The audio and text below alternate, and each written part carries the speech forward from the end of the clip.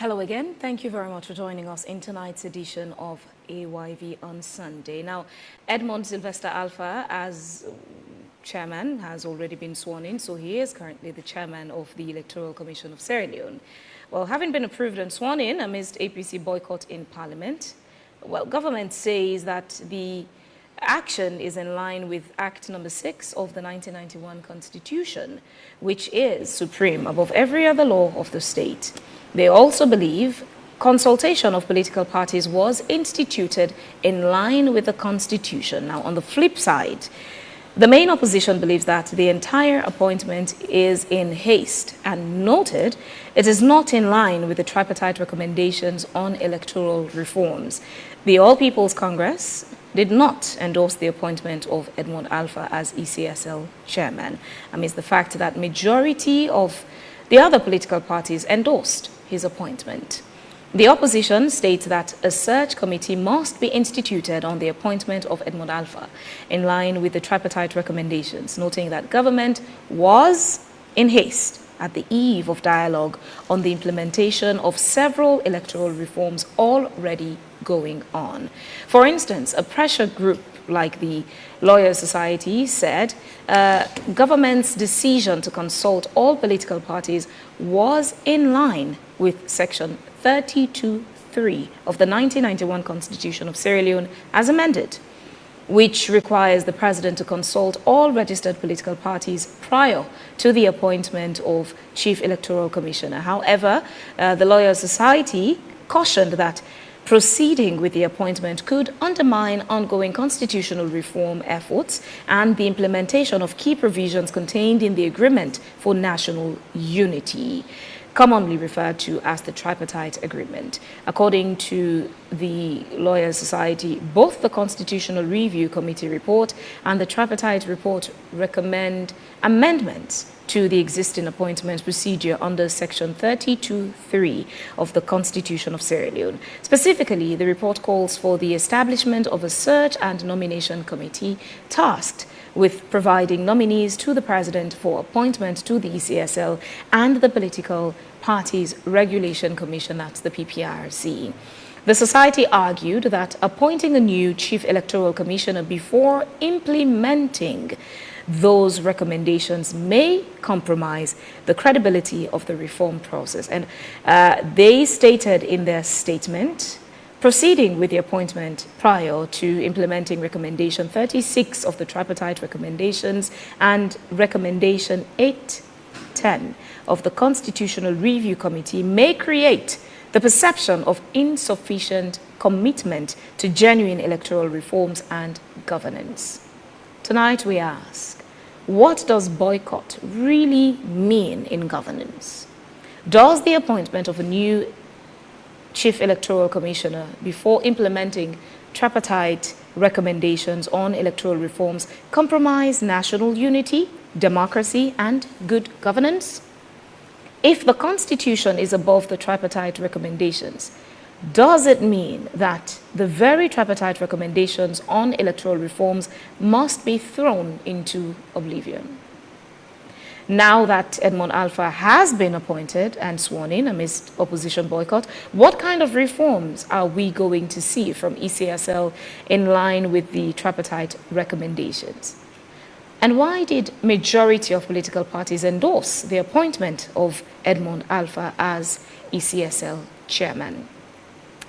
Well, tonight on the panel, I have with me in the studio Honorable Sir Emerson Lamina. He's the Deputy Leader of Government Business 2 in Parliament. I have Honorable Abdul Karim Kamara, Opposition Whip in Parliament. Ibrahim Sori Sise, National Secretary General, All Political Parties Association, APA. Good evening, gentlemen. Thanks for joining me. Good evening. We also have Thomas Dixon, a journalist and social commentator with us in the studio. Good evening, Dixon. Thanks for joining me. Good evening. Thank you all to our viewers and listeners for tuning into the program. I would strongly encourage that you participate in the conversation. You could join us on Facebook, AYV News, or on YouTube, AYV Media Empire. On both platforms, utilize the comment section, drop a comment or question about the issue we're discussing, and we would make a conscious effort to read your comments. I would start with you, Honorable Abdul Karim. As we speak, as of now, what is the position of the APC? Have you revisited the decision, or what's your current position? We've not revisited that decision, and we stand by our decision. But whilst you're giving a background to this, you also did not mention that in 2012, the SLPP also stayed out of governance for a reasonable period before their MPs were asked to go back to Parliament. Sorry, I'm coming to all that. Should be allowed to make that. Just for clarity's sake, is the APC saying you're only abstaining from Parliament, or your participation in governance in entirety, including the mayors, councillors? Let's get clarity on that, please. Governance. Entirely, not just the well of Parliament. No, governance. Okay. I wanted to get that clarity. Okay, firstly, what we discuss, when we narrow it down to mean it only concerns political parties, then we're narrowing a very important national discussion upon which our integrity as a nation would be built. If we narrow this conversation to just SLPP and APC, or the government of Sierra Leone and that of the APC, then it seems history has not taught us a better lesson after 2023. This is what I'm going to start with. Yes, from 1996 to date, we've had elections where each party or any other party, including the UNPP, have come up very clear to say the elections were stolen. We've had situations where political parties have come up to say, we are not satisfied with the results. But in each of those elections before 2023, 2023 is a climax of everything. In 2023, our democratic credentials were questioned all over the world. Every other person that was part of that election as an observer team questioned the credibility of our electoral process. It also means, for the first time in the history of Sierra Leone, it was only after the 2023 elections we saw people who conducted that elections were given ban from entering the United States. It was also after the 2023 election we had a situation wherein our president and our election process was not accepted.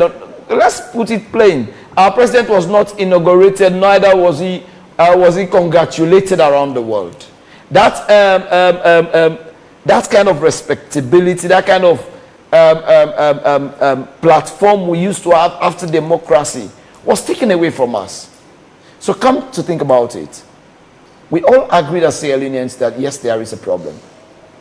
APC boycotted, but it was not just the boycott of the APC at the time. We all agreed there was a national problem. And we very well knew that there was a 1991 constitution. But in that instant, just like the situation of Odisanko, we put the interest of the nation above the laws we had. We went to an agreement of national unity. In that agreement, it was not just the APC that was calling out the issues. It was also the SLPP calling out issues. Everybody came to bring out all their issues, and they say, well, you know what? We need to have a tripartite. This was an agreement where it was not just the government of Sierra Leone and that of the APC. We brought in the international community to sit with us. We brought in the issues, one after the other. And to let you understand how important that agreement was, we look at issues and we agreed on 80 recommendations. It will be disheartening, and the credibility of our country will be questioned if we start to say, when our government enter into agreement with other parties, when it comes to implementation, we disown our own very agreement we go into. It is worrisome. It hits the very fabric of our society's integrity, not just locally but also internationally. One of the things that came out very clear from all parties in that agreement is the fact that we cannot continue having a system where we go into elections contesting against the party of the president, and the president is the person who chooses electoral commissioner. Like in Kenya, like in Ghana, like in other countries, there are chat committees. In the room of the tripartite, we all agreed, let us have a chat committee. Fabian, for the integrity of our process, for the sanity of our nation, for the peace of our nation, I think that was the best way to go. And in fact, a format was given right at the point of the tripartite. But let's say for every other reason, the tripartite is not law. We still have the constitution, the 1991 constitution, and 32(2) is very clear on it. But Fabian, will you go again to choose one of the very thieves to become the security to the granite in your house? That is purely a situation that will not be accepted. How can I allow accepting it and not accepting it? The reaction we've seen by the APC is a boycott. How does boycott solve the problem? You know, if we narrow this conversation to just the boycott, without helping the people to understand how this decision the government has taken will affect them, it also will not create a better platform. When you talk about boycott today, you should also know there are certain countries in Africa where the overall voter turnout is not up to 40%. The voter credibility, the electoral credibility process has kept voters off elections. So what we're fighting for, first of all, is to restore the dignity of our institutions. So when we had a situation like we now have the law before us in Parliament. Speaking, and I've been in Parliament for almost 8 years now. We've seen situations where they will bring a law today and we pass it tomorrow. We've seen a situation where they will bring agreements today and they pass it the next sitting. So it is not new for us to have, if there is any rush, any reason for a rush of appointment, because I've had many conversations. Some saying, oh, it's because we've done the review within the next cycle, and we need a leader who can implement some of those implementations. If it was so, it will take us less than 3 hours. So we'll have debated that one, send it to its third stage, and pass into a law. Beyond a boycott, could there have been other alternatives to handle this situation? Let me come to the boycott. It seems to be taking me fast to the boycott. One, before the boycott, thank God we have the social media age. We wrote a letter to the president, bringing everything right before him. We wrote a very long piece of essay, and it was directed to the president. Apart from that, we asked for the audience of the president. So, are these two things we asked for, are they being met? Maybe we will have not gone to this position we find ourselves today of boycott. Let me say this. In democracy, the moment you become a president, you become a president of a nation and not a political party. The disregard for the opposition in Sierra Leone's democracy is one the ordinary citizens must be worried about. Had the president appointed another individual, any other person instead of Edmond Alpha, would the APC have maintained the same stance? Or is it only a problem of the who was appointed? In fact, not necessarily the process. In fact, the process is problematic. But what exacerbated the whole problem is the personality. Imagine, I am saying, does the APC have such strong objection to Edmond Alpha? Edmond Alpha as a person was part of the team that conducted the elections in Kwenadugu district. 049 to 149. That's one. Secondly, we had an issue. Even the tripartite did not hide this away from us. They said every other person that was at the leadership of the election, at the process of 2023 election, needs to be laid off. We have 8 million Sierra Leoneans. let me use the word. We have 8 million Sierra Leoneans. And among that 8 million, at least we know up to 200 Sierra Leoneans, including you, Phoebe, that have integrity up. We have Sierra Leoneans, when you call their names, nobody will even stand to doubt them. Does the mention why is it that President Bio has to go again? I am saying this. Does the mention of the name I cannot give my granite to rats to keep. Honorable, does the mention of the name Edmond Alpha scare APC enough to feel that you automatically lose the 2028 elections? That is far from reality. It's a question. Let me say this. What we question is a practice. That's one.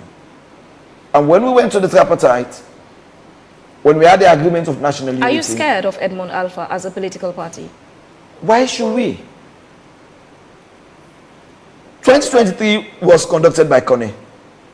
Adi played according to the rules, state in the Electoral Act, Section 92. We won that election hands down. And that was even at the time when Sierra Leone had considerations of whether to vote for SLPP. Under the current regime of this President Bio going to the last 10 years, I will tell you, even if you appoint the first lady to be the electoral commissioner, I will beat SLPP again. But what we are saying is, we are setting the stage for two things. As a party, we want to redeem the integrity of our electoral process. As a party, we want to rebuild our broken democratic credential. Speaking of democratic credential, the interesting bit is Christiana Thorpe was the chair of NEC in 2007 when President Ernest Bai Koroma won the elections. But Christiana Thorpe was appointed by President Ahmed Tijan Kaba of blessed memory way back in 2005. Correct. Coming to the 2018 elections, Mfali, he was appointed by President Ernest Bai Koroma. Correct. But then APC did not win the election. So there's also a pattern that the chair of the Electoral Commission may not necessarily conduct an election that can give victory to the administration of the political party that appointed him or her. I'll tell you the two differences. Christiana Thorpe was appointed by President Kaba. Before her appointment, and even when she was appointed, she kept a very clean card. She was not dancing all over the place. She never made statements like, it's my game, I know how to play it. She never told us the 2028 election is going to be like the 2023 elections. You know, when people are appointed, even there are all chances. Imagine me playing against Barcelona as an Arsenal fan and the ref is appointed by Barcelona. Even when I have the top strikers in the world, I am still worried. So what we are saying basically is, I agree to your analogies, but let me say this. Before 2007, Christiana wasn't dancing, but she also said to President Bio and her team and his team, go police. That was not in 2007. I want us to take it step by step.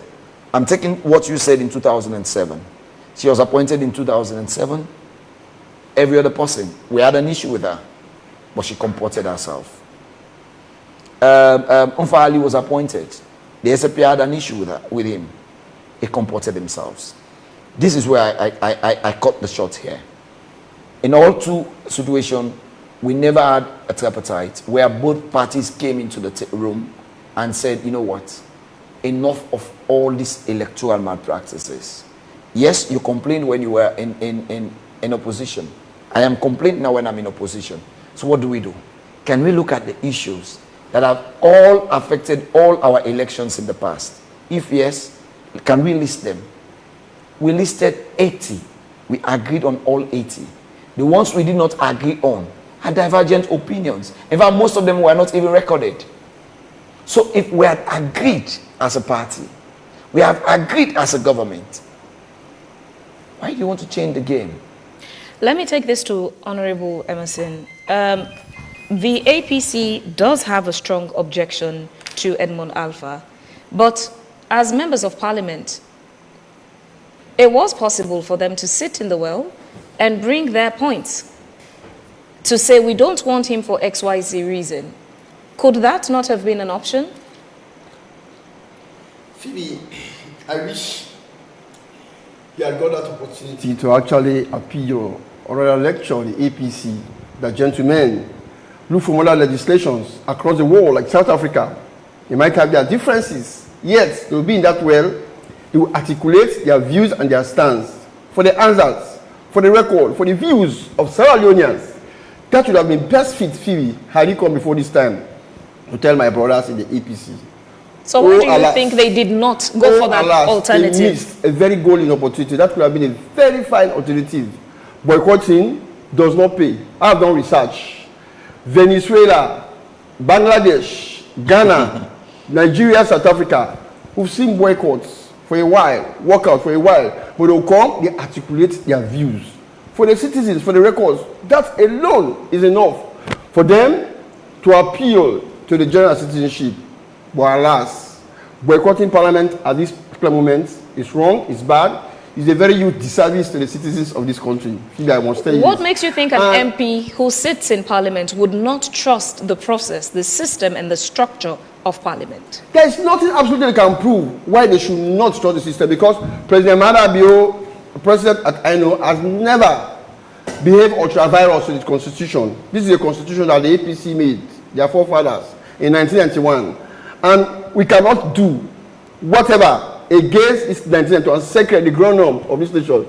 No document he can guarantee to work with than this constitution. A few things that he mentioned which I want to comb and polish. Number one, he actually mentioned about credibility problem. I will tell you that since independence to date, nobody has raised the credibility of this nation than President Madabio. I should say this. Does it concern my brother? For President Madabio to have bagged a non-permanent seat in the UN, does it concern him? For him to have bagged a C10 position at AU, does it concern him? For him to have bagged a chair for ECOWAS?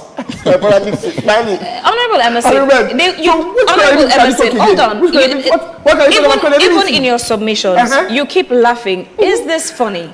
It's a comedy It is not. It is not. It is a How seriously does the SLPP take this situation? That the only opposition you have in the well of parliament, the only other political party you have, constantly have these issues. They keep working out. How seriously does the SLPP take it? It is very serious, and you should also know that the configuration of parliament does not only comprise the APC. That you should know. Configuration of parliament comprises permanent chief members of parliament. Cannot be implemented by an acting officer. Quickly, Honorable Emerson, quickly, what would have made it so wrong if the president had said, in the interest of peace and national cohesion, let me withdraw this appointment of Edmond Alpha and appoint someone else? What would have made that situation wrong? Well, unfortunately, I do not have the powers in Section 61 that give the president, that give somebody the power to hire and fire. I do not have it.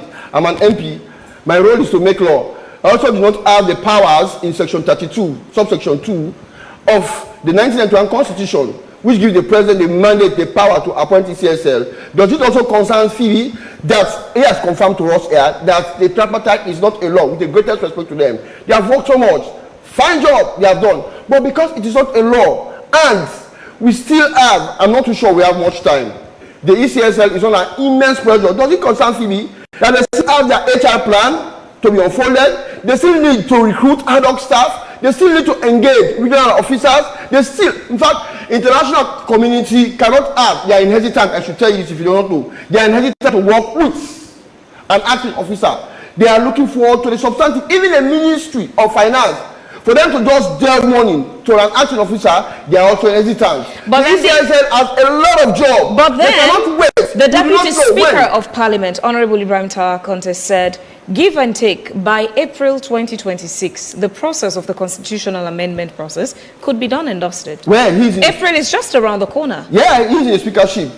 I am deputizing a leader in Parliament. I do not know the live long on when that particular document would have been concluded, but I should tell you that the ECSL do not have a lot of time. Look at their strategic plan. They can't wait till even April? Remember, 2024, the old strategic plan has already expired. I should tell you this.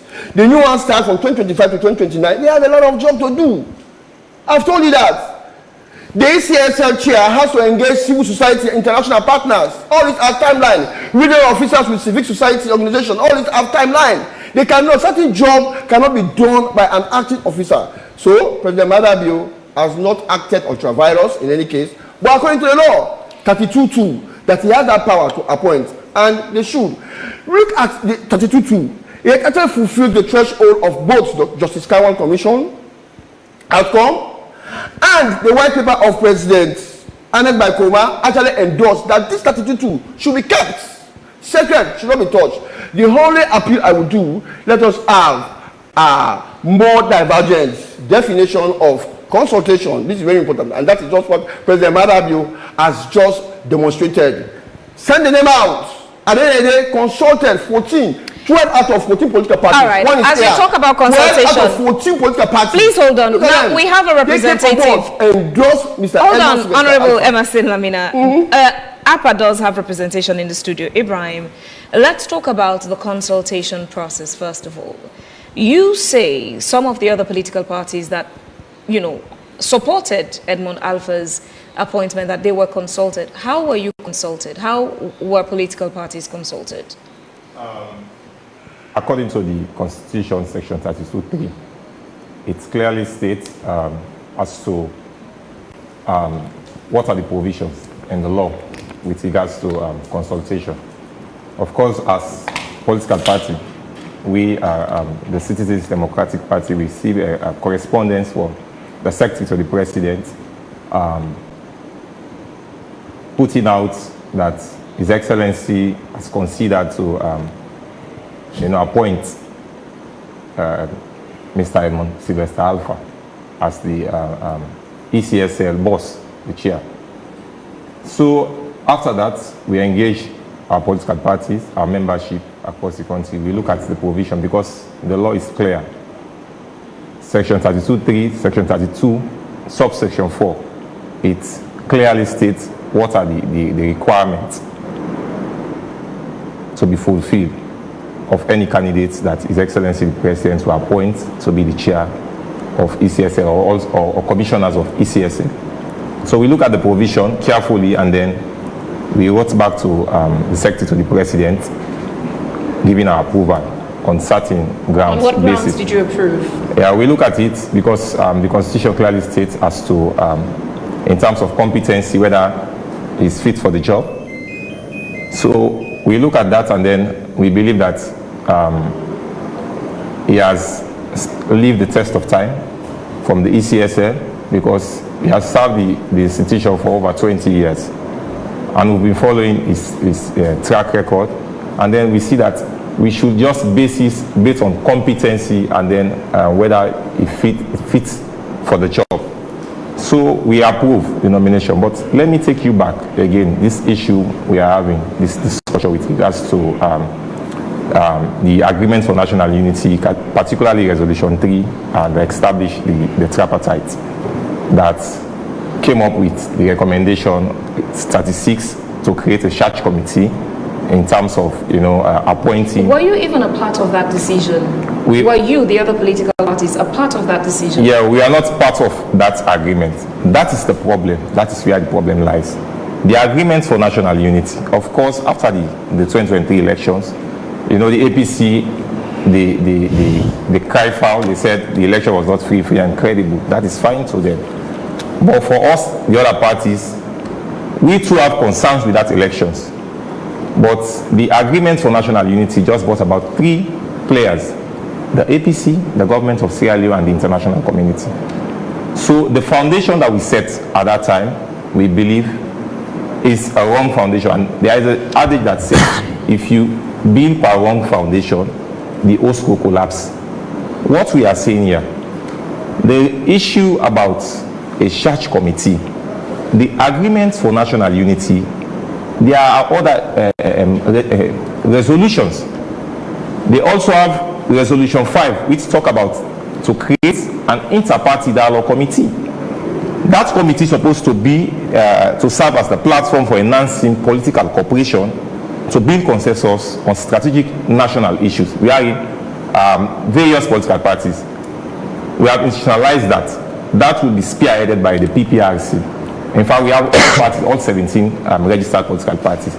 All those recommendations, because some of those recommendations, even when we discuss it at the inter-party dialogue committee, we said that the other parties that were not part of the agreement for national unity, we said that no, we are against this recommendation to create a search committee. What were our recommendation towards that? We said no. The Constitution is clear. It said, 32.3 said, His Excellency will consult with the leadership of registered political parties before making an appointment of ECSL commissioners and the chair of the ECSL. So the problem we are having as political party, we need to speak to ourselves.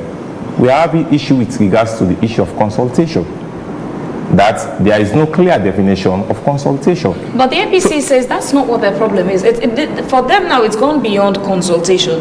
Well, it's about that an appointment was made before allowing the constitutional amendment bill to go through in Parliament and get the committee set to make the recommendation to President as to who to appoint. And also, there are doubts in the integrity of Edmond Alpha. Those are the two things they've consistently mentioned as the issues they have. Let me finish my point so that viewers will understand my position better. The issue of consultation, we said, because we are not part of the agreement for national unity, the other parties. So we too, what we did was to look at all the 80 proposed recommendations for enhancing electoral reforms. So what we did, we look at those recommendations, we objected to 12 of those recommendations, and then we further propose, and then we want to use the platform, the IPDC, for us to discuss and build consensus. In fact, what we did, we have already moved forward, including the APC and the SLPP, to have an operational work plan. Part of the operational work plan, I have it here, is for us to see how best we facilitate interactive session and dialogue on the process and approach as to how His Excellency the President will work with political parties in terms of appointing heads of electoral management bodies. We are all party to this document that I'm saying. The thing here is where the problem lies. We fail to utilize some of the platform that we have so that we can address issues of national interest. So what we are saying here is, let us have a policy framework as to how His Excellency the President and the leaders of political party will be properly guided as to how those consultations will go about. Because we've looked at other documents. In fact, I seated here, I was a member of the Justice Kawan Constitutional Review Committee. Those are the issues that we discussed extensively. What were the recommendations by then? We do not have a problem with that. His Excellency appointing commissioners of ECSL. So the issue we are having is the manner as to how His Excellency go about appointing. We said let us have a clear definition of consultation and have a policy framework to guide political parties and His Excellency the President.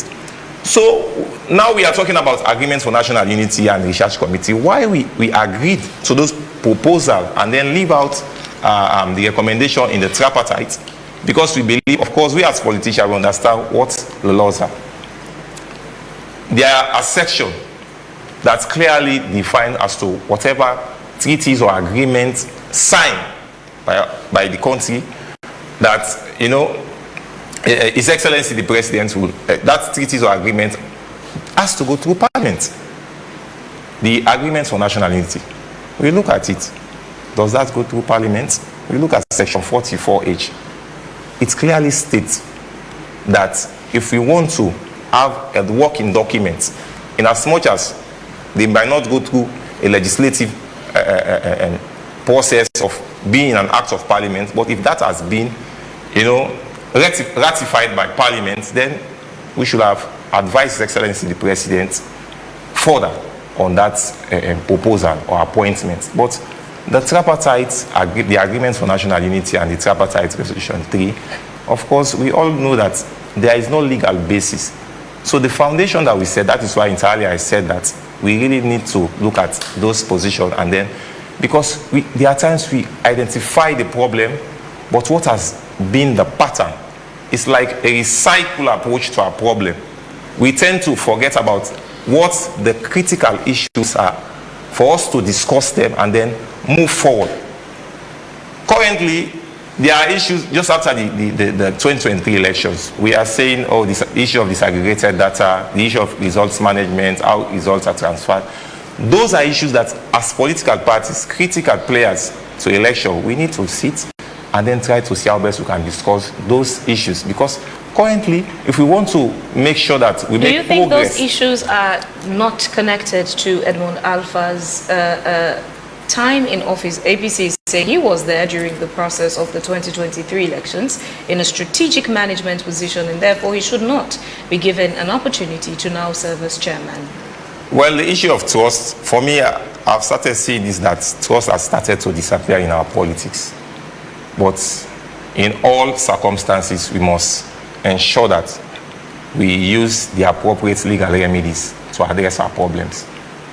Because as a nation, in as much as, yes, we need to have credible individuals that we entrust, responsibility to man certain affairs in the state. But what's the question that we don't ask ourselves? How do we ensure to have an institution that will ensure to prohibit whatever individual that, in as much as we have trust or credibility issue against an individual, but the system that will set will prevent that individual from subjecting that institution to manipulation. And do you have recommendations as answers to that very question you've posed? Yeah, we do have. That is what are the recommendations? Yeah. What do you think can be done? That is why I said... Because it seems it's only escalating. Elections results disagreement is not new in Sierra Leone, but it seems it's escalating as we go. The disagreement over 2023 elections is worse than the disagreement for 2012 and all the other previous elections that there had been disagreements over. So what do you think we can do as a nation? Well, in all our disagreements, there must be focus for constructive dialogue. That is why I said we have a platform. We have not been utilizing that platform effectively. That is the IPDC. Of course, all political parties, we understand that better. For us, what we are even expecting at that time, because each political party at the IPDC take its own time on a 3-month basis to chair that committee. So we should have utilized that platform to discuss those issues. We are expecting that if we have, concern or of national interest, we should have someone on that committee who put forward that argument, say, okay, no, let us come and see how best we discuss this issue, because it's an issue of national concern. That is part of the agreement for national unity, Resolution 5, that established that committee. But we fail to utilize those structures, and then we tend to lose faith completely in those structures. So what we are saying, we still have the golden opportunity to make it better.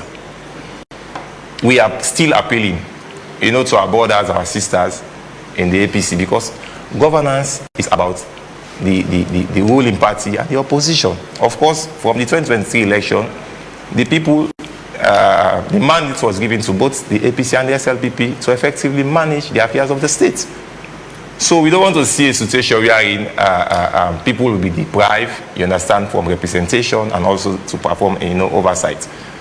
So we are appealing to them. We still have opportunities to see how best we can forge ahead. Let us sit together as political parties. Let us look at the critical issues and then see how best we forge ahead for the interest of the country. Because we really need to cultivate a sense of nationalism. Because loyalty to the state shall override all other loyalties. We need to put the interest of the country first in everything that we are doing. So we are still appealing to our colleagues, our brothers, our sisters, our fathers in the APC for us to move as a nation. I'll come right to you gentlemen in the studio. Let's go to Thomas Dixon. Dixon, this is quite an interesting situation. The disagreement up until this point of a boycott. How badly do you think this is affecting democracy and governance? Thank you very much. Before answering your question, I think we have to put the discussion in context. First, we all know that we are coming from an election that was widely discredited. The 2020 election was not only discredited by the opposition party. So unlike other elections, people saying that, oh, in 1996, the election was discredited by the opposition party. In 2012, the election was discredited by the opposition party. In in 2023, it was not only discredited by the opposition party, it was discredited by international as well as credible local observers. And there were areas in which it was the election was discredited. The counting, tabulation, and announcement of results. According to both the European Union and Qatar Center, the counting, the tabulation, and the announcement were opaque. According to our own credible National Election Watch, the two parties, the two main parties, did not meet the threshold of 55%, and there should be runoff. So they are all pointing to the fact that our election was not credible. Even as at last week, on an international media, Sierra Leone is now a reference point for elections that are not credible. When they are making reference point now that countries that are holding elections that are not credible, Sierra Leone is part of the reference, is part of the example. They will point out that Sierra Leone is one of the countries where elections are being done that are not credible. Now, so this is the background from which we are coming from. As a result of that, we had the agreement of national unity between the APC, SLPP, and international community, which led to the setup of the tripartite. That's why I want to agree with my brother, the all political parties. I think the tripartite agreement needs broader consultation. Not just the APC and SLPP should decide for the people of this country. I believe it should go through broader consultation. Now coming to the appointment of Mr. Edmond Alpha. Mr. Edmond Alpha was appointed by the president according to the constitutional rights. Lawfully, the president appointed according to section 32, subsection 3. At the same time, when the government has introduced an election, a bill in parliament to amend, calling for such committee, I will tell you, when we came from the Lome Peace Accord in 2002, when we had peace, President Kaba appointed Ahmed AKK as Chief Electoral Commission. Because of the hue and cry from the opposition that the credibility of Ahmed AKK, against issues about Ahmed AKK, President Kaba withdrawn the nomination. That was when Christian Atop was appointed.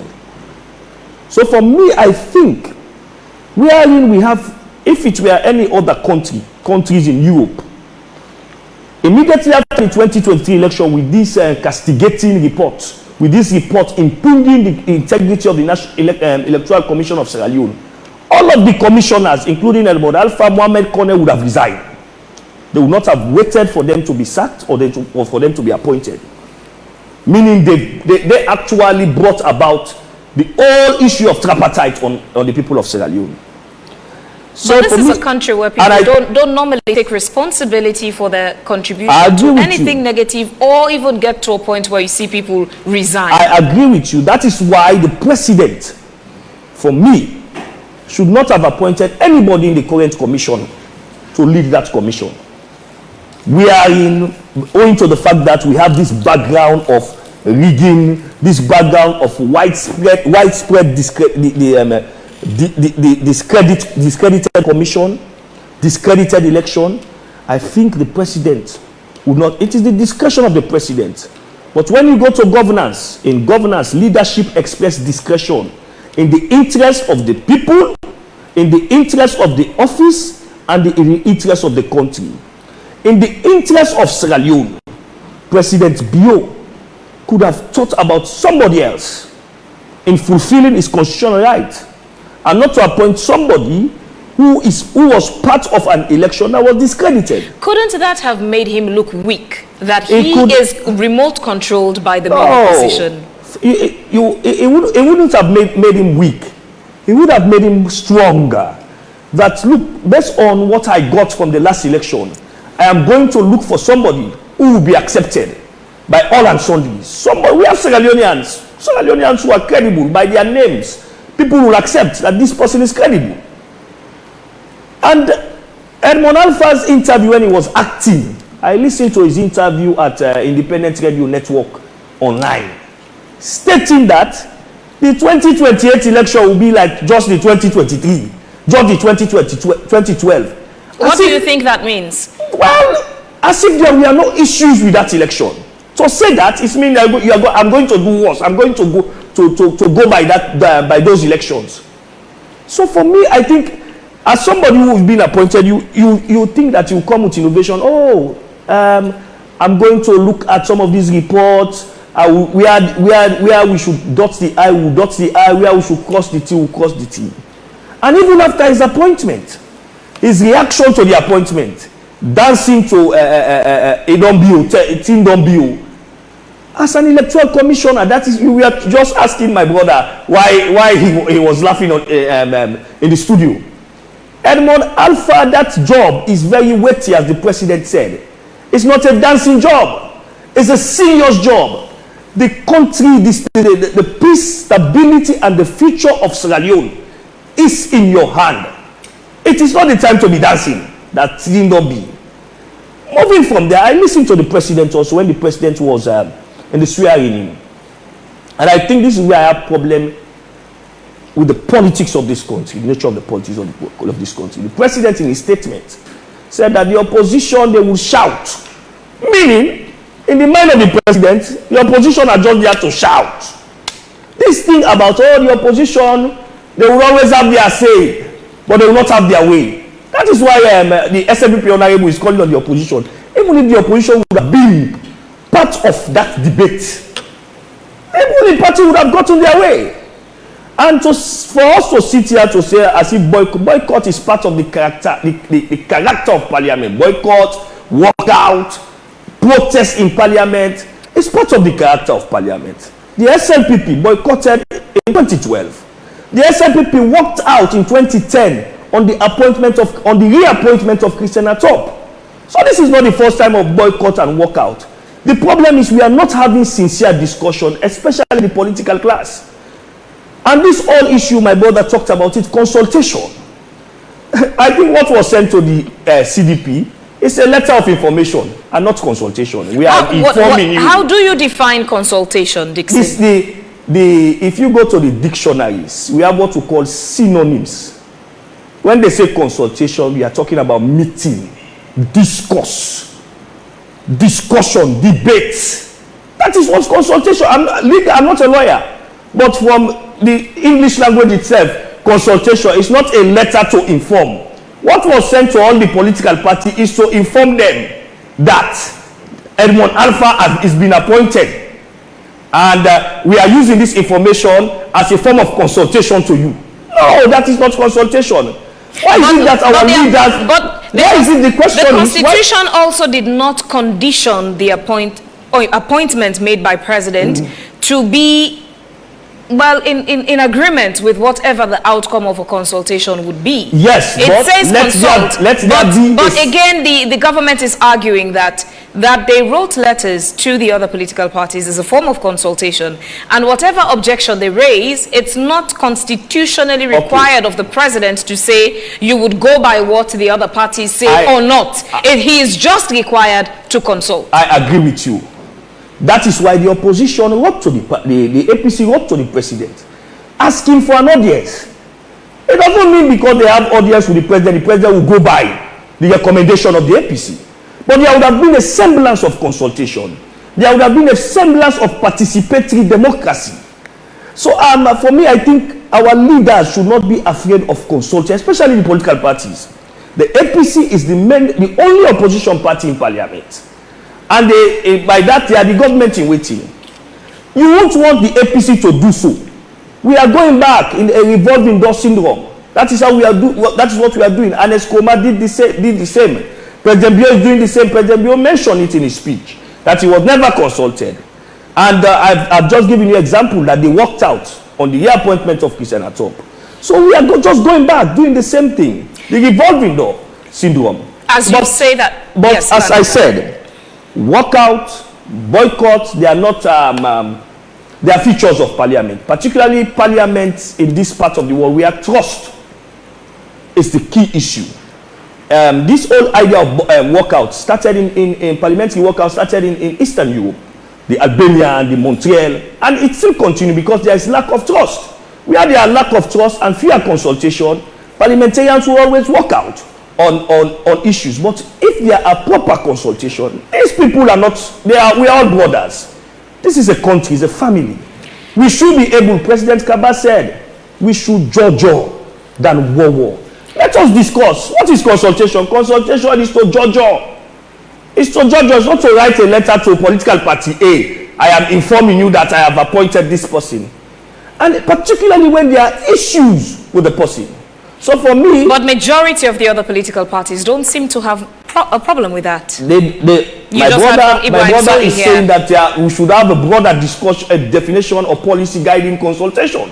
Meaning they themselves are having problem with the consultation. Because what was sent to them is not consultation. The letter I saw is letter of information. That I'm informing you that the president has exercised his constitutional right to inform you that he has appointed A, B, and C, which form part of consultation. Did they respond? When they responded, Ibrahim, did you receive consultation or information? In fact, the problem we are having before, the secretary to the president, we just write and say, it has pleased His Excellency to appoint. But this time, we move one step upward. What happens?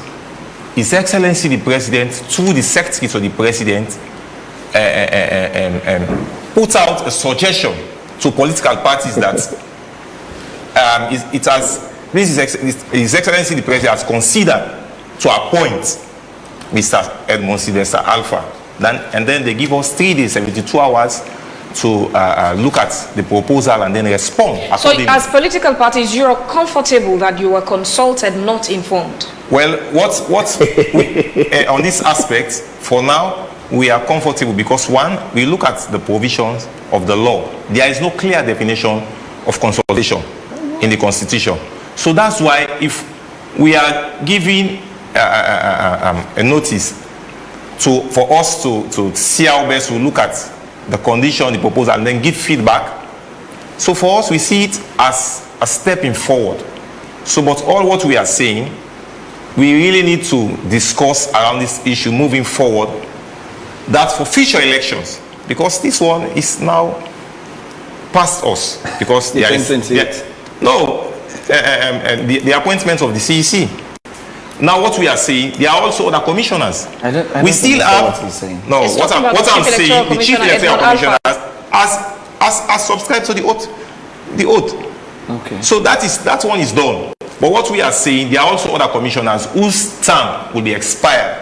So we still have the opportunity to utilize this platform to see how best we properly define consultation, so that we have a policy framework that will guide political parties. Because we are tired of all this confusion, mixed feeling, because it's like a recycle approach. We identify the problem, but we don't try to solve the problem. As badly as the problem has been defined, yet no president has had that thought to say, when you sit in that office now, coming from a position where you were once affected by the problem, you use the opportunity to fix the problem. Well, this SLPP had their own issues with President Ernest Bai Koroma. Now APC is having their own issues with the same thing with the APC. The APC, when they were in governance, that's the point I'm saying. None of them have had the opportunity or act in that capacity to change things. Shall we continue? Shall we continue to see that Grace may abound? I want him to speak with a sincere voice. When the APC and Escoma was appointed, Gentlemen, hold on, gentlemen, all 4 of you, there's still only one presenter in the show. That's me. And today is International Women's Day. Allow me to calm my nerves as we have the show go on. Thank you. Let that be my Women's Day gift from all of you. Let's maintain decorum and composure. You were saying, Ibrahim, sorry? Yeah, what I was saying, what His Excellency did for the appointment of Mr. Edmond Sylvester Alpha. For this time, because we were having problem, even before then when it was first you know, at the first time when he was appointed as the Southern Region Electoral Commissioner, we did put out our concern. But His Excellency the President listened to us, because we believe this time, that is why, for this second nomination, he wrote to us as political parties for us to give our feedback. We understand the laws. He's not bound to go by our suggestion. But because what the law says, the law requires that he needs to consult with the leadership of registered political party. That's why we look at the law, we understand it better, and then we wrote, we give approval. Because, in fact, let me make this clear for the viewers. Some political parties even call Mr. Alpha to a panel. We look at its CV, we question other things, and then we give out our own advice. Where did you do that? Where was this done? Before the appointment, before the final approval. I ask where, because only the APC and the SLPP are members of Parliament. So if it didn't happen in the well of Parliament, where did you call him to scrutinize his... Some of the parties in their offices, they invited him for him to present his CV to the parties, and then they look at his CV, because there are qualifications set out by the national constitution, because whether it fits within that requirement, you understand? Because there are also issue about age. We should not forget about that. So all those things we take it into consideration before ever we give out our approval. We do not just go and rubber stamp and then say we are going to support this nomination, because we actually understand what really election is all about. We want to have, you know, elections in the future, 2028, that will not be contested. As long as, you know, I go and vote, and then I'll be very much secure, because we will have, you know, a situation we are in will guarantee me that my vote is going to be counted. So there are people who argue now that for the other political parties, obviously not the APC and the SLPP, for the other political parties, you, first of all, many of them don't make themselves available to participate fully during the electioneering process by even putting forward candidates for all the positions available to be elected. And you only come in very useful, A, if there's a runoff, or B, in situations like this, depending on who the highest bidder is, that gives you the most swollen envelopes that you could get. Is that the case? Well, I think that if that is the perception, that's the wrong perception. Because both the APC and SLPP, they actually understood that the other parties, we are not given the opportunity to be represented in Parliament and local council. But for some parties, they are represented, like the PMDC and the NGC. They have representation at local councils. We believe that we have a critical role to play, because if you look at the Constitution, Section 35, subsection 1, clearly states the mandate of a political parties, that we are there to ensure that we shape the political will of the people, and then we see how best we disseminate information on economic social program of national character. We have been doing that. The only thing is that in performing those functions, the other parties, they are that economically weak. So for them, most programs, for them to amplify it, that's where the challenges lie. That is why, if you look at our argument here now, we are saying, instead of us, because that takes me back to the tripartite recommendation, which proposed to deregister political parties who failed to win election for 2 consecutive elections. We are saying, let us don't make law that will fit us, because I feel aggrieved. Let us make law that will stand the test of time.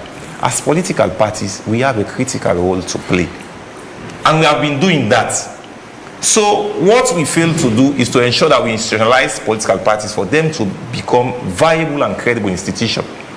We ensure that the states, let us see how best we develop a dialogue, whether or not we are going to fund political parties for them to be viable, credible institutions, because in turn, those are the people that will form governance. That is why if we have people with limited capacity to run governance, then we always have problem. That is why we are saying, instead of us focusing on the registering political parties, let us focus as to how best we can build on the capacity of political parties, because they are the one in turn that will have governance. Let me make this. In Creole, if you get your pikin, you not try for add value to them. You put them at school, you train and that carry it.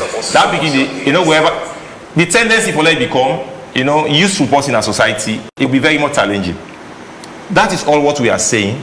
We really need to invest more in political parties so that we have, healthy discussion.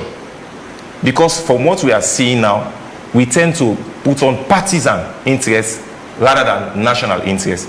That's why we are saying the people deserve more. The people are expecting much from us as political parties, as political players, because we have a role to play. We've been given the responsibility to ensure that we represent the people.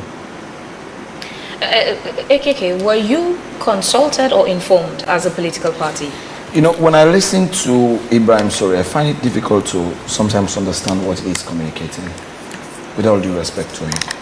And I keep nodding my head as if I am not in the program, or it needs to come clear to communicate better to the people. At one point, he said, for the first time, they were consulted. At another point, he said a letter was sent to them. You know what the tripartite tries to address are the very issues he is raising. Throughout the situation, whether it was under the ANES-led government, where political parties were sent to come to State House, they meet with the president, they discuss the appointment of electoral commissioners, yet still the constituency is not bound by their consultation and their recommendations. Therefore, because there is a problem, what is Ibrahim Sori's problem is what the tripartite took into perspective and say, let us build a chart and nomination committee. Only difference is you spoke, you as in APC and SLPP and the international community representatives there, you spoke on behalf of all the other political parties. Let me correct it there. It was the government of Sierra Leone, which represents all political parties. No, we disagree to that. Hey, are you not a Sierra Leonean? No, we completely disagree to that. Are you not a Sierra Leonean? If we are talking about... Are you a Guinean today? No, if we are talking about... Are you a Guinean? Unity, are you a Guinean? We need to ensure that we bring all players on board. Let us go back again Fibian, to look at the this is where I say he was even speaking, and what he was saying, he could not understand himself. I understand myself. Let me come. What I'm saying, I did not interrupt you. Gentlemen, please allow me to let's take a pause. Let's take a pause there. I'll take you back to what I asked earlier. As a political party, APC, were you consulted or informed about Edmond Alpha's... A letter was sent to us. The content, were you informed or consulted? It was information. You were informed, not We consulted. were informed that it has pleases the president to appoint Edmond Alpha. And guess what? Even in that information, we were tied by time, 72 hours, to respond. We wrote a letter within the 72 hours to the president, where it's totally disregarded. We asked for a face-to-face interface with the president who wants to appoint, where it's disregarded. Again, I have said this. There is a problem. The problem is in consultation. And he has said loudly here that in all other appointments done by the president when it comes to electoral commissioner, they were never consulted. This one, it seems as if this one came with a bigger envelope in the letter. I mean, the letter was stamped and folded in a bigger, in a way that it was very bomb. So they accept for the very first time that they were consulted. But this is not my point. My point is very simple. One, this has been the bottleneck in our democracy. Now we're asked to do a chart committee. Which one would have been the interest of APA? To have a situation where we have a chart and nomination committee, which it is not, in that chart and nomination committee, when it goes to parliament, most political players are now saying we should have political parties being represented in that committee again. That would have been the interest of APA rather than saying, oh, because we are not in the room.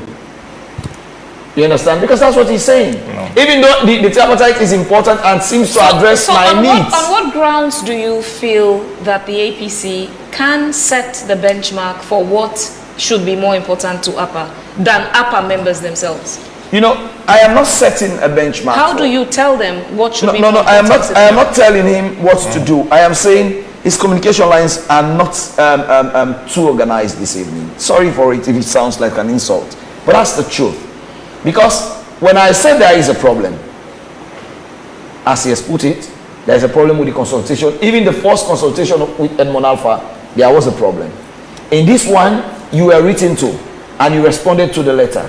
There is still a problem. You are not bound by the president. The president is not bound by your advice. That is a problem. Now, let's solve the problem. How do we solve a problem?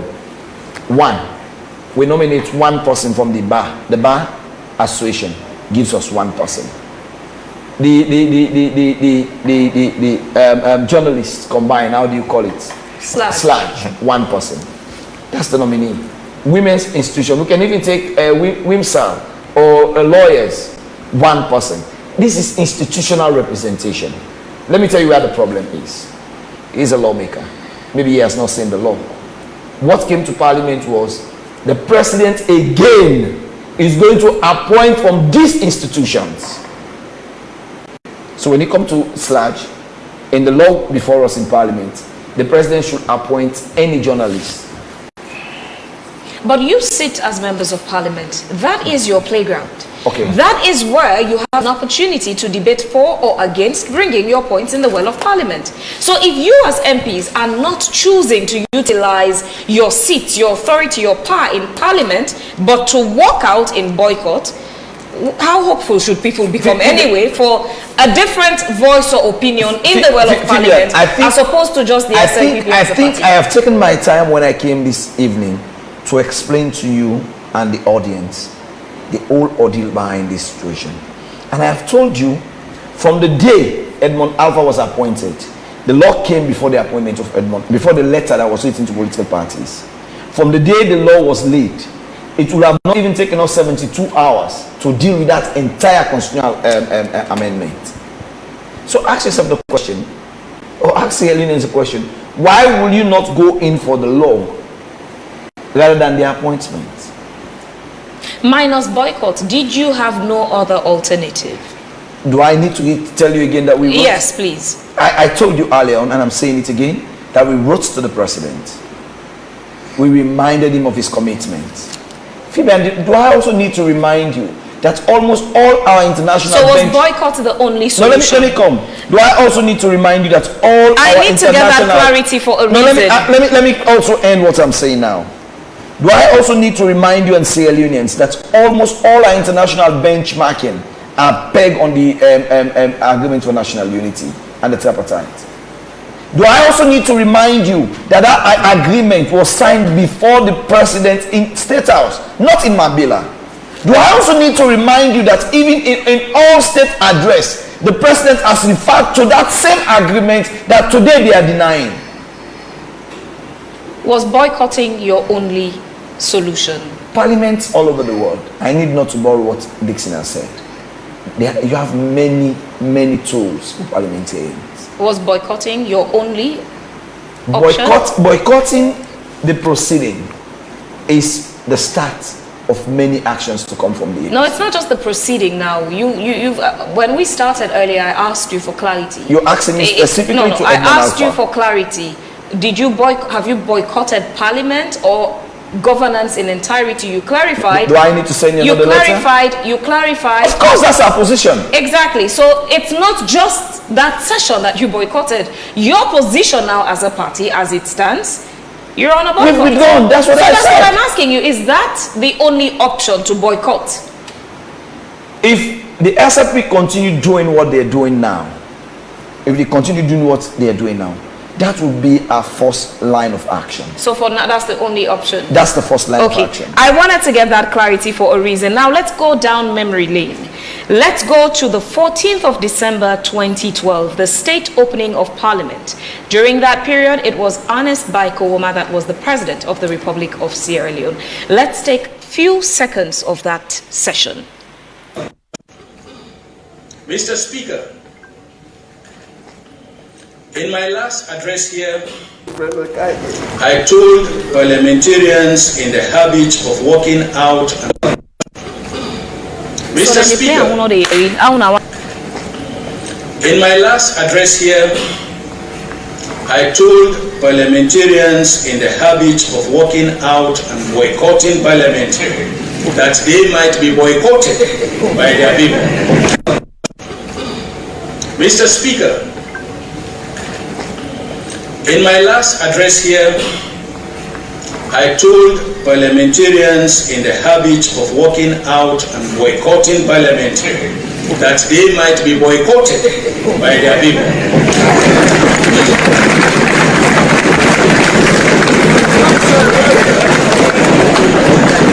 Well, I have looked around for some of my friends.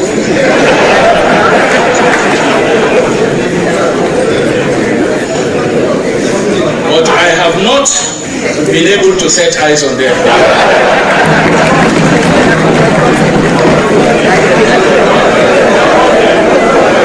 Is it true that the people boycotted them?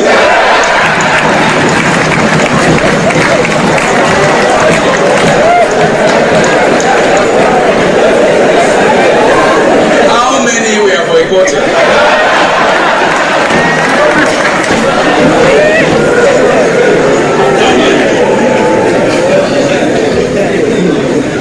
This just shows that dialogue is better than boycott.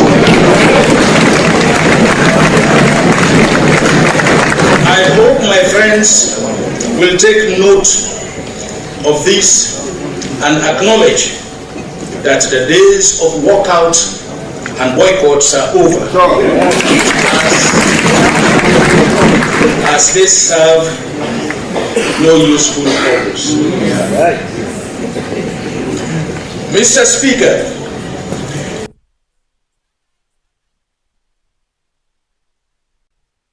that was President Ernest Bai Koroma speaking to the main opposition then, the SLPP MPs.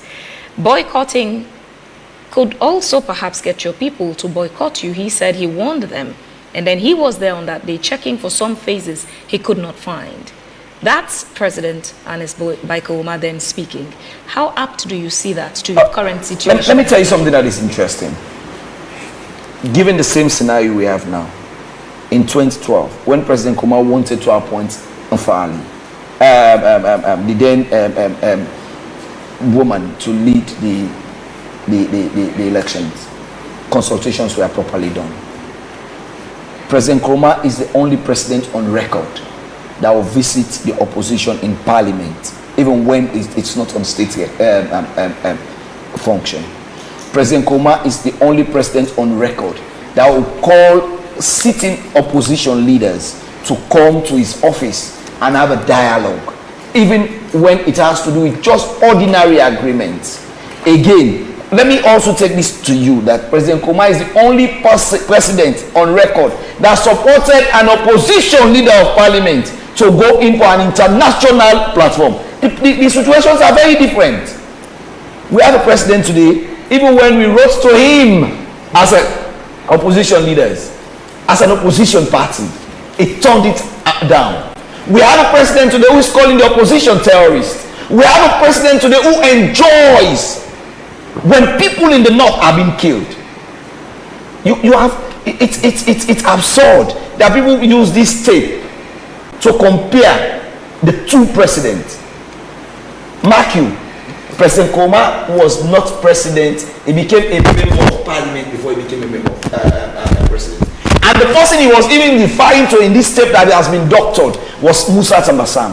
Let me tell you what he did. Even when Musa Tambasam was critiquing him all over the place, when Musa Tambasam was sick, it was the same President Koroma that flew him out of this country. Do you know how many opposition MPs have been abandoned by this regime? Are you doing a sharp...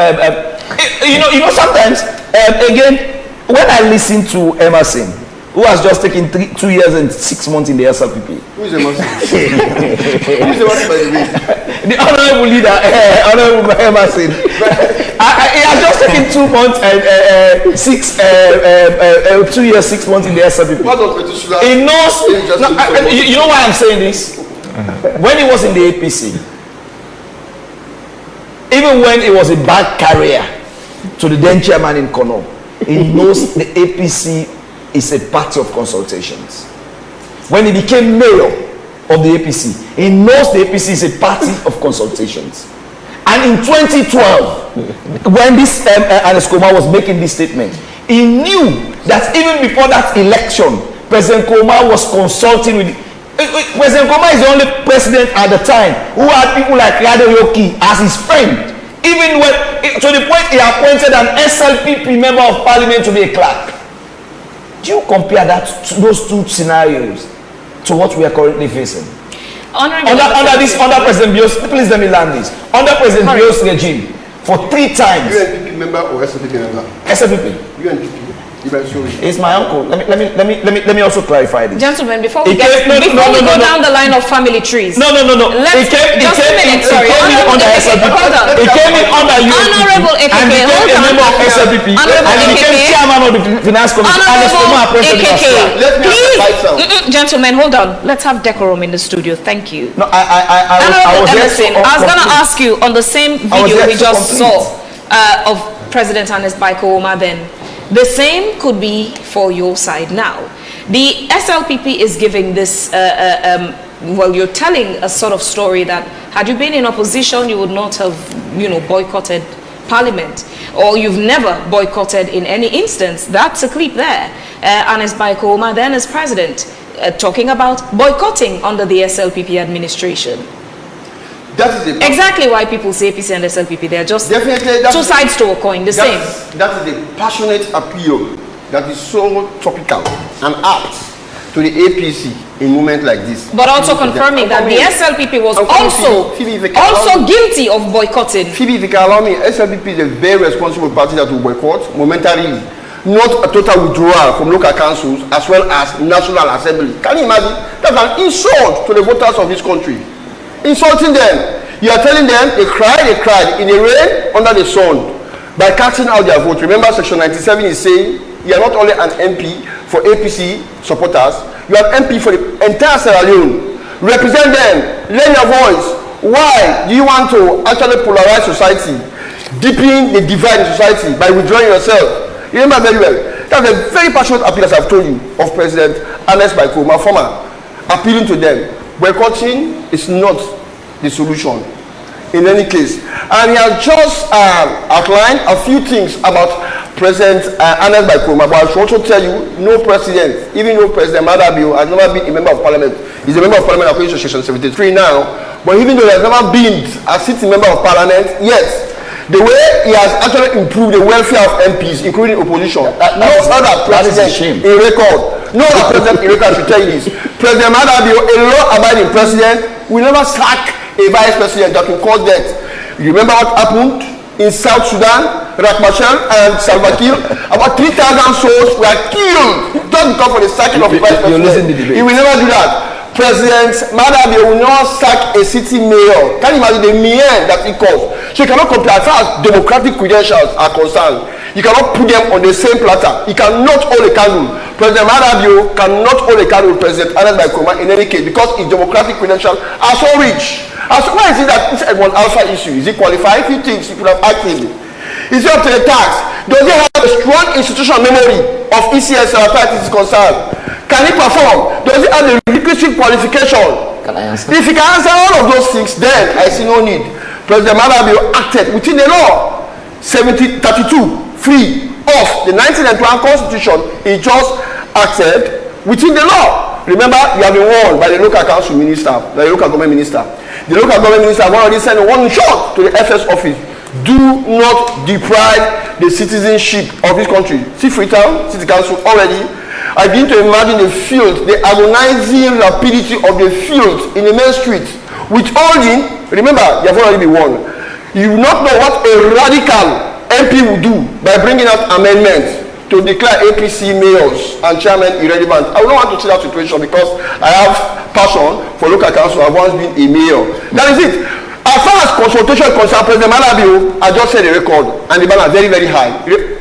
Let me tell you something. Many years ago, I was the back carrier for the de facto chairman, John Yambasu. Just through telephone call. John? But we are appointing his Catholic sister. Just through telephone call. John, we are appointing the Catholic sister for being the next chairman for ECSL. That's all. That is Can you compare that to President Madabe, who have written a formal letter? Send it forth. Send it forth. Hold your peace. When you are making your submission, I held my peace. Hold your peace. I held my peace. You cannot compare that. A formal letter.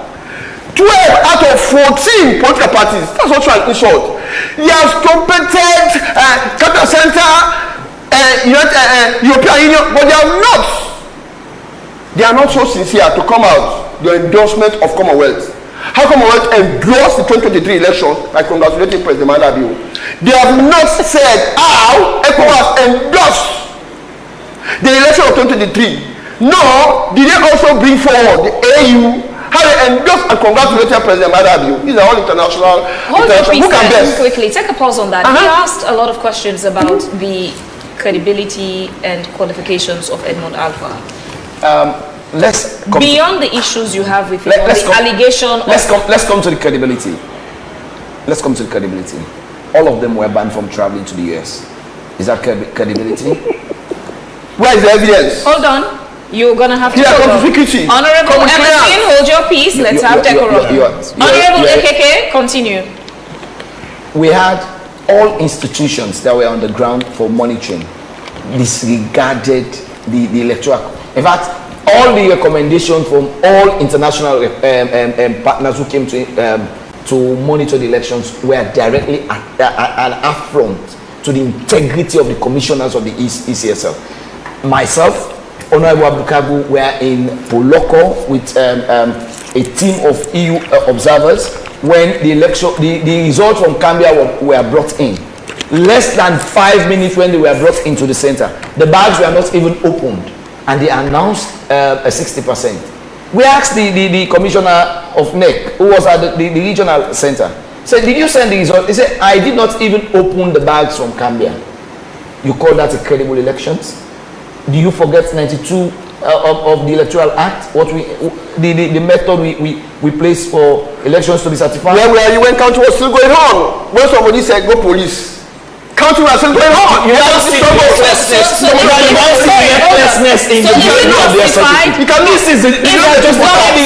Sorry. Is it justified? Do we live now in a situation where two wrongs equal? That is why we should call President Madabe. No, but respond to that. Actually, sanction and look at 2007, 2012 electionary process. So is that a justification for the current situation? Come on, no, I cannot. Please allow me to say this. Please allow me to say this. He cannot. We have a nation to protect. We have a people. We have kids. The nature of which the current leadership of the SRPP speaks in an internet age is worrisome for the security of our nation. It was done in 2012. It could be done today, and everybody should accept it. This is a clarion call to every Sierra Leonean. The current impasse in our country far outweigh the political class. When it was done before 1991, many people kept quiet that it was not our business. In this contemporary age, I called on every Sierra Leonean to speak up, because we are setting the standard for another situation our kids will inherit. If you can tell me it happened in 2012 and this was presented in the tripartite, we all agreed there are problems, we all agreed we need to address those issues, and we came up with an agreement. Now we are to implement that agreement. You're kicking away from that agreement, and you're here at your age, your status in this government, telling me it happens in 2012. I don't want to be scenario. It is very good to go to memory lane. When you go to memory lane, then you now shut up. I felt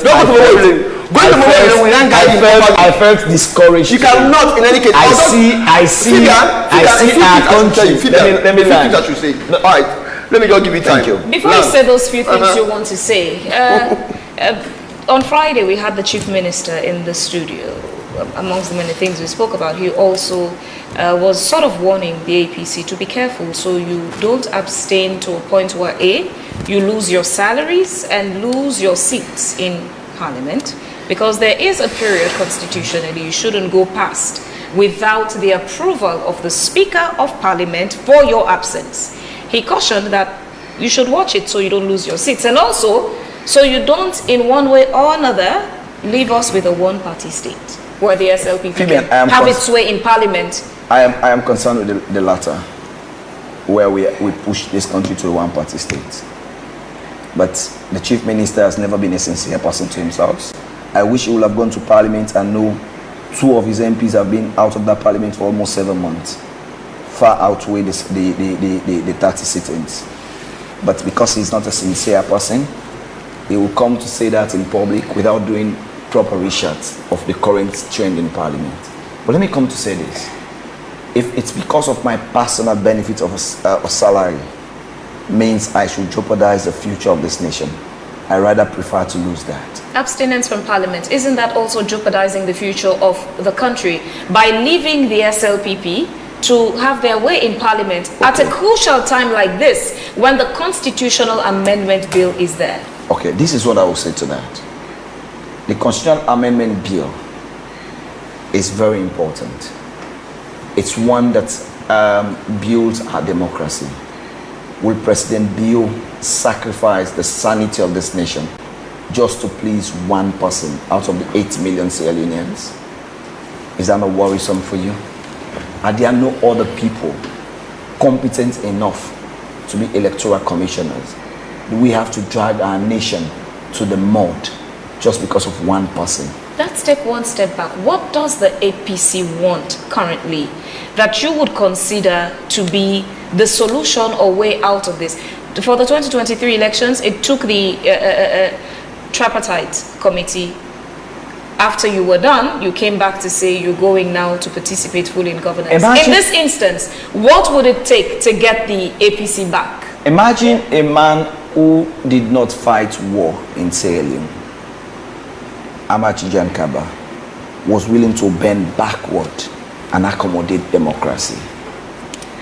Imagine a man who was old enough to say, I put on my ego and I'll do this and we go scot-free, was willing to withdraw AKK for the sake of the peace of this nation. But it had not gone to a point where AKK was approved in parliament and sworn in. Thank you very much. This current situation, hold on, gentlemen, hold on, gentlemen, hold on, gentlemen. Hold on, gentlemen. You should be a spectator in this. Gentlemen. No, I don't need to be. Gentlemen, you need to give me my own there is still just one presenter of the show. Yeah, I need to respond to Let's you. go with decorum. It would help all of us and the people of this country to understand the conversation. The difference with AKK is he had not gone to be approved by parliament and sworn in, now giving him a constitutional mandate and security of tenure. Let me show you the difference. Let me show you the difference. You've missed the difference. The difference was President Kaba was able to accommodate the opposition to meet with him before the appointment was done. Yeah, but I last asked you, as it stands, what do you want? No, you're setting the difference. And that's where I started today, Phoebe. When the notice was made, we wrote to the president. And I want to say this. President Bio does not just belong to the SLPP. President Bio is the president of this nation. As long as the person is sane, the person is not mad. When he wants to meet the president should be able to listen to him. So what does the APC want? What are your requests or demands to get back to participating in governance? Phoebe, we've started discussions. We've laid, it's behold us as a party. We will not go to a meeting and even before the meeting come to a conclusion, we come out to say, oh, this is what we are doing and this is what we're doing. For now, our position is clear. Please withdraw Edmond Alpha and allow the people. Does the Constitution allow that to happen? Does the president now have the constitutional powers to sack Edmond Alpha, who has been sworn in, who now has constitutional backing for his term in office? Phoebe, does the Constitution allow President Kaba to appoint for the Sako as vice president? Phoebe, does the Constitution of Sierra Leone at the time allow Fodisanko to be given a convoy? You know, when you have constitutional matters and you have an issue of national concern, me, I will say, as a nation, a fragile one at that, as a nation, a nation that has spent so much time wasted in some of our activities. It is good sometimes we don't spend all our time talking about law. There is no Sierra Leonean, including my daughter that is close to 2 years, that does not know the 1981 Constitution in itself. Gentlemen, I'm sorry, I'm going to be rushing all of you. We've been dealt a bad hand by the electricity situation today, so we don't have all the time we hoped we could get. We would need to round up. Yeah, but I still have to get the bites. I still have to get the bites. Sorry, we've really been dealt a bad hand with but the electricity. he has given me enough AKK, time, and I definitely AKK, have to get the bites. Minus the removal of Edmond Alpha from office, are there any other alternatives? Is there a plan B, C, or so on that the APC could take to resolve this issue? There are many options to the APC. So removal of Edmond Alpha is not the only solution to and getting let me also back. allay the fears of many Sierra Leoneans. Edmond Alpha can still be the electoral commissioner, and the APC will win the 2028 elections. What we stand for is a situation in which we want to cleanse our nation from the odds that institution has cost us within the last past elections. And we all as Sierra Leoneans have said, never again should we allow few people out of their selfish desire. Yesterday I was reading the Electoral Act, and I'll say this, and this is my part in short. We need to have a law in Sierra Leone that punish people who fraud elections, who rig elections. Most times when it is done, they say political parties go to court, and it becomes a burden on the state to either rerun those elections or call for chaos within the governance sector, whilst the actors in that election are left to go home free. I think, in my view as a member of parliament, we need to have a law that brings direct punishment. If Phoebe is in charge of a particular ward or a particular police station, and you manipulate a figure 19094 to 194, there should be a direct punishment prescribed in the laws to deal with you. So when you go there, you will understand the fact that it is not just you working for government or your party, but you also have a direct punishment. Your party might not punish you, but the law must be there. Do you agree? What I'm saying, before I make my point here, Honorable AKK was saying Sorry, that... gentlemen, you'd need to summarize them because Yeah. we've been dealt with. Enough time. So did you at some point. I can summarize better. What I'm saying... Do you believe we need to have a punishment for... No, let me just address your first point. No, that was the question. That I'm trying to confuse, you understand? Of course, the viewers, they understand the position I'm making. I think maybe you are programmed on a set of belief. All what we are saying here, you understand? We really have a lot of things to do to ensure that we preserve the integrity of our electoral process. So for Honorable AKK to go and say those are the things. In fact, you still confusing the viewers as to the issue of even consultation. You are saying now, consultation is far more better than creating a search committee. Did I say so? No, I will not allow you to land on this question. No, you have to withdraw this. I never said that. You're cutting me. Gentlemen, if we can't maintain... No, you know parliamentary procedure does not... No, you have to withdraw that. I did not say consultation is better. Well, I did not say so. Let me finish. No, you have to withdraw it. If you don't withdraw it, I have to stop it here. No, you have to withdraw it. I did not say so. No, I did not say so. Former President Kuruma. Ibrahim, sorry to pause you there. So State House, you are saying that is what you are saying. Is that not the truth? And then you keep on to the fact that consultation is far way more better. I did not say so. Ibrahim, but you create a search committee. Ibrahim, can we take a pause on this point? I asked you again. He was saying he thinks that the individuals within the Electoral Commission of Sierra Leone, there should be laws now to hold them individually accountable for their participations or conduct of electioneering processes, as opposed to leaving the whole country in chaos, going to the courts or having to rerun an election. But those within ECSL should be held individually accountable for how elections are conducted. I would ask you, do you agree or disagree? So all what we are saying here now, we really need to have a situation where we try to build consensus around certain recommendation or views or idea. Now, all what I'm saying, I think you need to give me my time. Please, sir. This is a civilized, debate. So what I'm saying here, what we've seen, but you've still not answered to that question. No, question. you'll not answer that question. It will never. Let us have a situation where we can build consensus. Should we have a law that would hold them individually accountable for the conduct of elections? There is all possibility that once we sit, we discuss, we'll have remedies as to how we hold people accountable. Because, of course, I subscribe to the fact that let us have a way to prohibit, manipulation, election manipulation.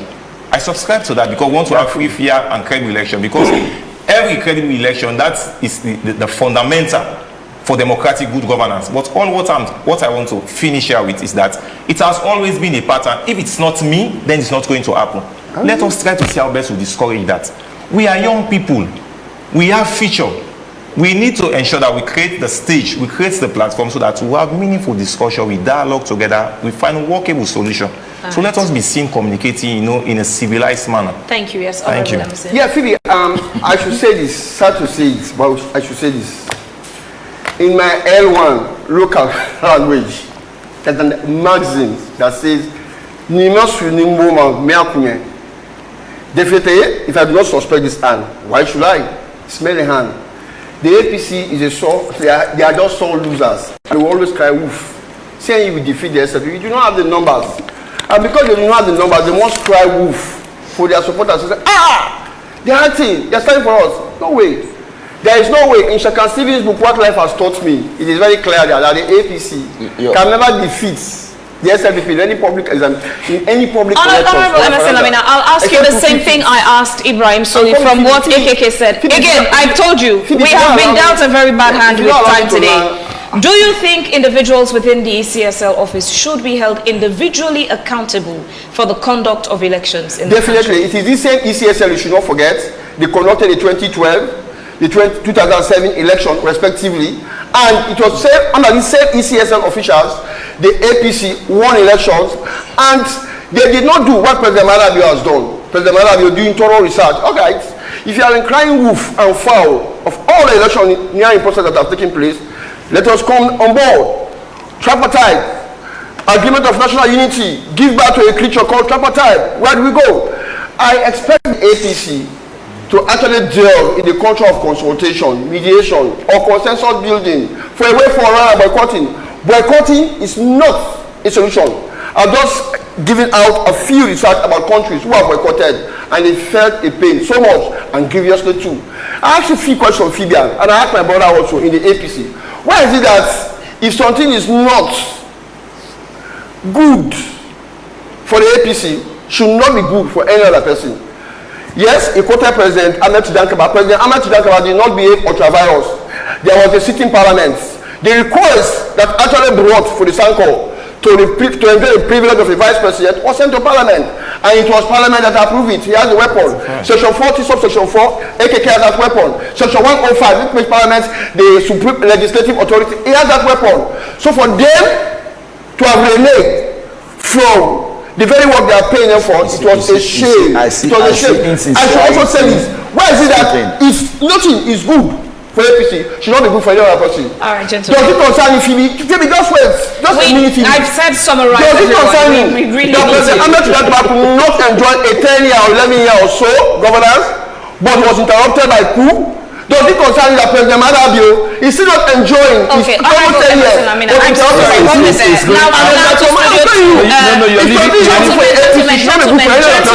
President Marabio is not enjoying. Do you agree that Honorable Emerson Lamina, sound engineers, please switch off that microphone so we can have a microphone in the studio. Now, Thomas Dixon, I was going to ask you what I've been asking these other men. Do you think we need laws that would make individuals within ECSL can be individually and directly held responsible for the way they conduct elections in Sierra Leone? In other parts of the world, more so in South Asia, electoral fraud are not only just considered as electoral fraud, they are considered as criminal offense. So if we could put that law in our electoral law, I think it would be good, so that people will not change figures, so that people will not look at what happened in neighboring Liberia. There was an electoral dashboard. We are in station by station, polling station by polling station results. We are uploaded on the dashboard. Look at what happened.